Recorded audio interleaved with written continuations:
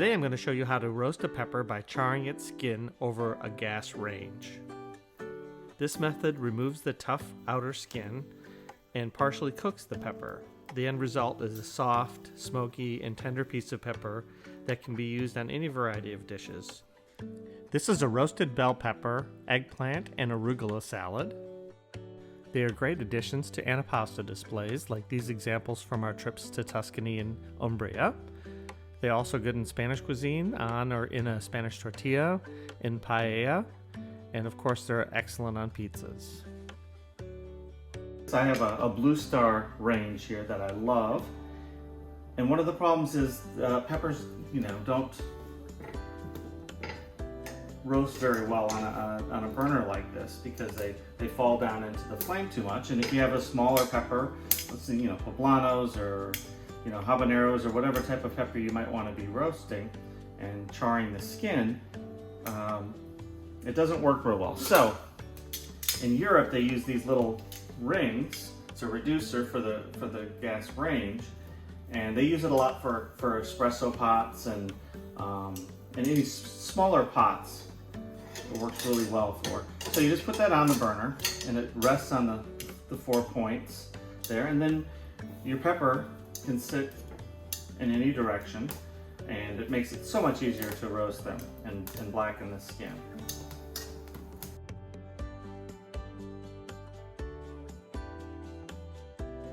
This is an example of a small pan that I use often for, if I have 2 or 4 people for dinner, I can make a small sauce in this pan and just heat it up on the stove.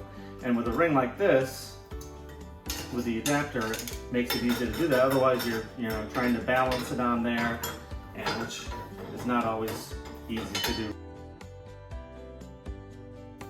So when you're roasting a pepper like this and charring the skin, you want to do it evenly all the way around. You want it to be black completely all the way around, and that makes it easier for the skin to come off later. We can peel it off quite easily. If you don't have a gas range at home, you can always use a broiler or an outside barbecue to char the skin.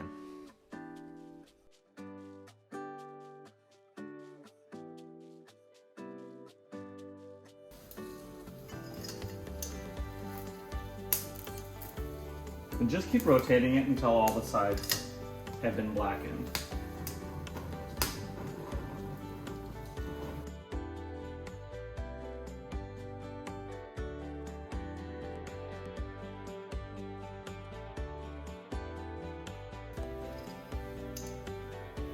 And there's always nooks and crannies where you can't get in and it won't burn.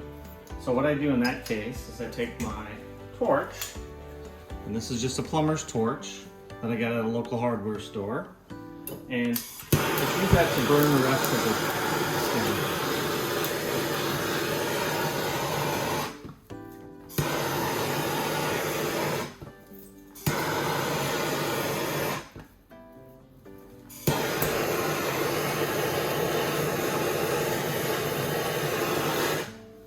Once your pepper is completely blackened all over, I'm going to put it in a bowl. And you can use the plastic wrap or just cover it with a plate, anything just to capture that steam in there. And we'll let that sit for about 10 minutes, and that will steam the skin off the peppers, make it really easy to come off. So the pepper's been sitting in this bowl covered with the plastic for about 10 minutes, and I'm just going to open it up. Just push the skin off. You can get most of the skin off usually by just working it back and forth, and just get it right into that same bowl. And it comes off pretty cleanly. Now it's tempting to run this under some running water and rinse all the black off of there, but you're also going to be losing a lot of the flavor that's in the pepper. So I recommend that you don't do it that way. At this point you can wash your hands, and I'm just going to rinse my hands here.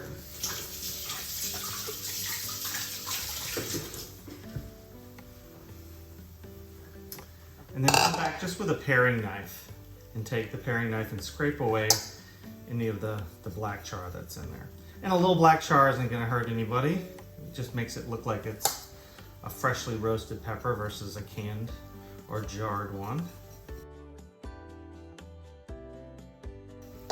And then just take your paring knife, cut it in half, remove the seeds and the stem here.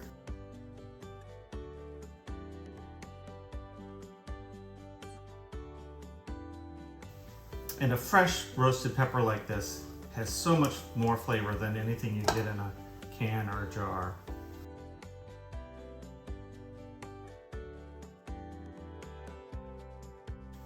Here I'm burning some small Mad Hatter peppers that I grew in my greenhouse. And you can see they're about 1.5 inches in size, and the ring reducer really helps to hold them in place. And these are a couple of poblano peppers that I'm using the ring reducer for also.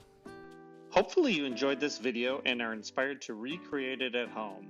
Make sure you hit the subscribe button below, and I would appreciate a thumbs up if you liked it.